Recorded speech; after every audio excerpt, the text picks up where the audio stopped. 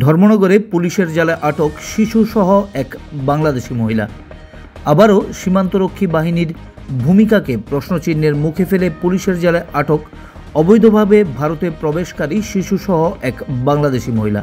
তবে আরও ৩ বাংলাদেশি সহ এক ভারতীয় দালাল পালিয়ে যেতে সক্ষম হয়েছে বলে জানা যায়। ঘটনা উত্তর ত্রিপুরা জেলার ধর্মনগর থানাধীন পশ্চিম চন্দ্রপুর এলাকায়।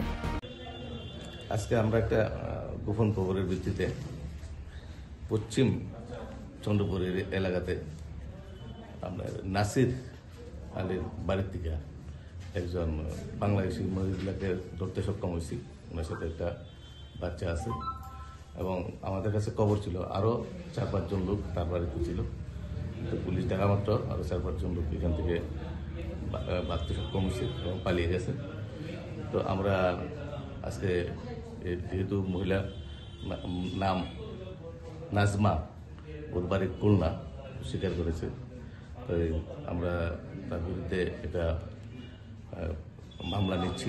পাশাপাশি তাদেরকে কে বাংলাদেশ থেকে ইন্ডিয়াতে আনবো বা ইন্ডিয়া থেকে বাংলাদেশে নিতে কে সাহায্য করছে সেই বিষয়টা আমরা খতিয়ে দেখার জন্য ইনভেস্টিগেশন আমাদের চলছে।